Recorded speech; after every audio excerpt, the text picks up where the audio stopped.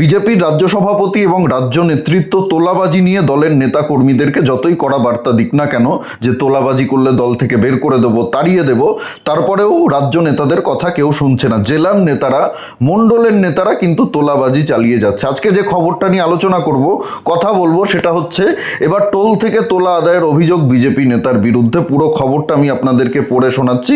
কুমারগ্রাম, আলিপুরদুয়ার জেলার কুমারগ্রামের ঘটনা। পুরো খবরটা শুনুন, তারপরে আমি বিস্তর আলোচনা করব।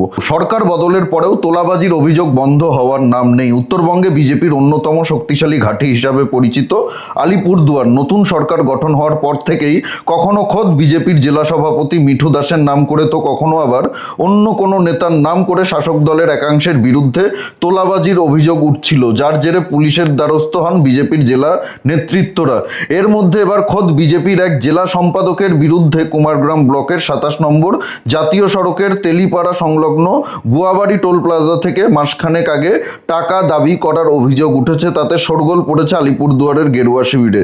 সূত্রের খবর, গত জুলাই মাসে তেলিপাড়া গুয়াবাড়ি টোল প্লাজার ম্যানেজার দীপক সিং পরিহার জেলা বিজেপি সভাপতিকে লিখিত অভিযোগ দায়ের করেন, যে অভিযোগের কপি পাঠান রাজ্যের বনমন্ত্রী তথা কুমারগ্রামের বিজেপি বিধায়ক মনোজ কুমার ওরাও সহ একাধিক জনকে। সেই অভিযোগে টোল প্লাজার ম্যানেজার বিজেপির জেলা সম্পাদক সুনীল মাহাতোর বিরুদ্ধে টোল প্লাজা থেকে অর্থ চাওয়ার অভিযোগ তোলেন। গুয়াবাড়ি টোলের ম্যানেজার দীপক সিং পরিহার কি অভিযোগ করেছে, সেই অভিযোগপত্রটা আমি আপনাদেরকে পড়ে শোনাচ্ছি, একটু মন দিয়ে শুনবেন। মাননীয় জেলা সভাপতি, আলিপুরদুয়ার জেলা, পশ্চিমবঙ্গ, বিষয়টি বেআইনি তোলাবাজি, টাকা দাবি এবং হুমকি দেওয়ার প্রসঙ্গে। মহাশয়, বিষয় অনুসারে নিবেদন এই যে ঘটনাটি ঘটেছে 30/6/2026 তারিখে রাত্রি 9:30 স্থান হনুমান মন্দির, কামাখ্যাগুড়ি। মহাশয়, আমি দীপক সিং পরিহার এবং আমার সহকর্মী অরবিন্দ বর্মা গুয়াবাড়ি টোল প্লাজার ম্যানেজার পদে কর্মরত আছি। 30/6/2026 মঙ্গলবার আমরা হনুমান মন্দিরে পুজো দিতে গিয়েছিলাম। সেখানেই আমাদের সাক্ষাৎ হয় জেলার সাধারণ সম্পাদক বিজেপির সুনীল মাহাতোর সাথে। তিনি আমাদের কিছু কথা আছে বলে ডেকে বাইরে নিয়ে আসেন। এরপর সুনীল মাহাতো তার ভাইপোকে কাজে রাখার কথা বলেন, যার জবাবে আমরা বলি যে আগামী অক্টোবর মাসে তাকে রাখা হবে। এরপরে সুনীল মাহাতো আমাদের কাছে জানতে চান আমার বিষয়ে কি হলো। আমি জিজ্ঞাসা করি কোন বিষয়ে। তখন সুনীল মাহাতো টাকার দাবি জানান এবং বলেন, আপনারা যখন মন্ত্রীজি Manoj Kumar IPS sir, police এবং আইসি স্যারকে টাকা দিচ্ছেন, তখন আমাকেও দিতে হবে। কিন্তু আমি পরিষ্কার জানিয়ে দিই যে আমরা কাউকে টাকা দেওয়ার পক্ষপাতী নয়। এতে সুনীল মাহাতো হুমকির সুরে বলেন যে তাকে টাকা দিতেই হবে। আমি যখন টাকা দিতে আবার অস্বীকার করি, তখন সুনীল মাহাতো বলেন, দেখা যাক আপনারা আমাকে কিভাবে টাকা না দেন। তিনি আরও বলেন, আগামীকাল অর্থাৎ 1/7/2026 তারিখে আমি যখন টোল প্লাজার ঝামেলা করব, ভাঙচুর করব, তখন বুঝবেন সুনীল মাহাতো কে। তখন আপনারা আমাকে টাকা দিতে বাধ্য হবেন। আমি তখন তাদের ঝামেলা এড়াতে শান্ত থাকতে বলি এবং সেখান থেকে টোল প্লাজায় ফিরে আসি। এরপর টোল প্লাজার কাজ করা 15 জন বিজেপি কর্মী কর্মচারীকে কাজ থেকে বের করে দেওয়া হয়, যাদের কাছ থেকে সুনীল মাহাতো টাকা চেয়েছিলেন।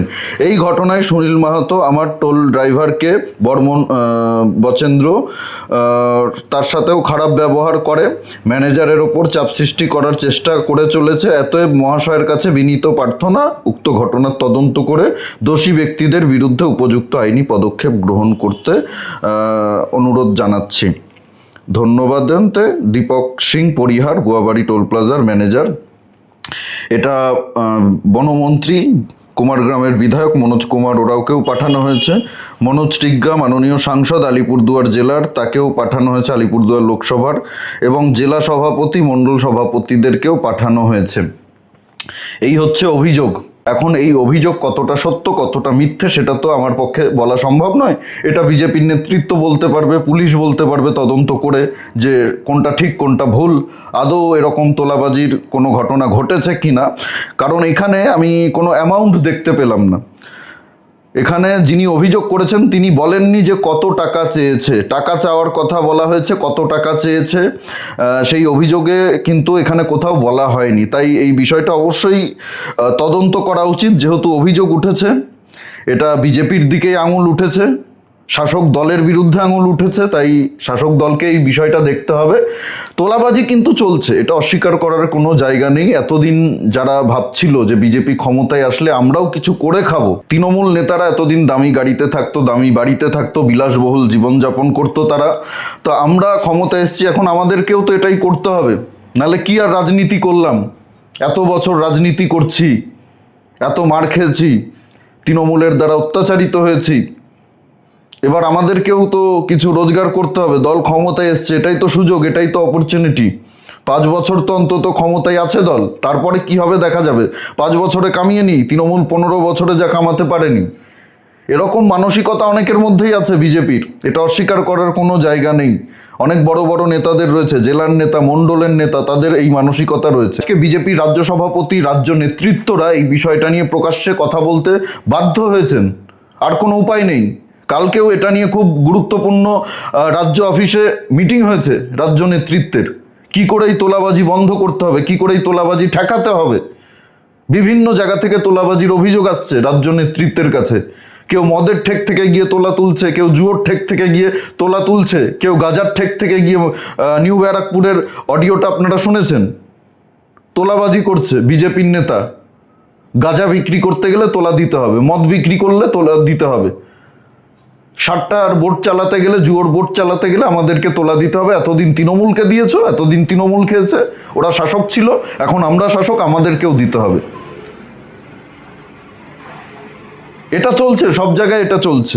আর এই অভিযোগ রাজ্য নেতৃত্বের কাছে আছে। এমনি এমনি রাজ্য নেতৃত্ব এই বিষয়টা নিয়ে আজকে প্রকাশ্যে কথা বলছে না, বলতে বাধ্য হয়েছে, এরা বাধ্য করেছে। এটা খুবই গম্ভীর বিষয়, গুরুতর বিষয়। বিজেপি যদি এই তোলাবাজদেরকে থামাতে না পারে, ঠেকাতে না পারে, এদের বিরুদ্ধে যদি ব্যবস্থা না নিতে পারে, তাহলে কিন্তু তৃণমূলের থেকেও ভয়ঙ্কর অবস্থা বিজেপির হবে। তৃণমূলের থেকেও ভয়ঙ্কর অবস্থা হবে বিজেপি। মাত্র 3 মাস হয়নি সরকার ক্ষমতায় এসছে, এত তোলাবাজির অভিযোগ, তার মধ্যেই বিজেপি নেতারা তো হাঁপিয়ে উঠেছে অভিযোগ শুনতে শুনতে।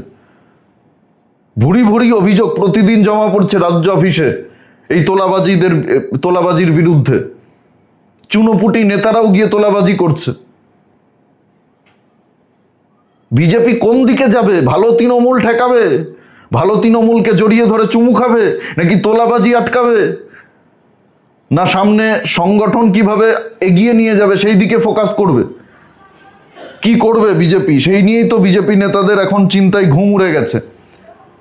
কালকে এই মিটিং থেকে খুব জরুরি কিছু নির্দেশ খুব তাড়াতাড়ি আসতে চলেছে, জরুরি রদবদল হতে চলেছে, এবং একাধিক জেলা সভাপতিও বদলাতে চলেছে, জেলা নেতৃত্ব বদলাতে চলেছে, মণ্ডল নেতৃত্ব বদলাতে চলেছে, সাংগঠনিক একটা বড় রদবদল হতে চলেছে খুব তাড়াতাড়ি।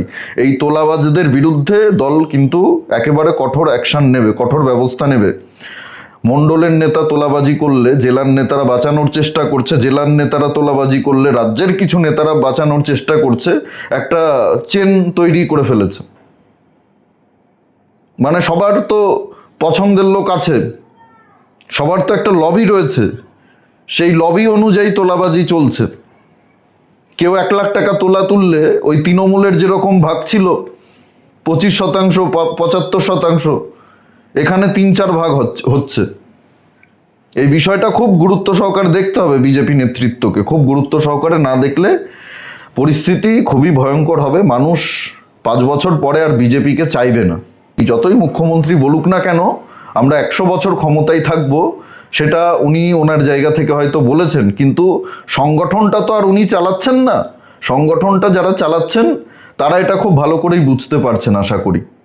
এই বিষয়ে আপনাদের কি মতামত অবশ্যই কমেন্টে জানাতে ভুলবেন না। আর যদি ভিডিওটা ভালো লাগে অবশ্যই প্রচুর পরিমাণে শেয়ার করুন, সকলের কাছে পৌঁছে দিন, লাইক করুন। আর আমাদের ইউটিউব চ্যানেল জাগরণ বাংলায় নতুন হলে অবশ্যই চ্যানেলটি সাবস্ক্রাইব করে পাশে থাকুন, পাশের বেল আইকনটি প্রেস করে দিন, আমাদের প্রতিটি ভিডিওর নোটিফিকেশন আপনাদের কাছে সবার আগে পৌঁছে যাবে।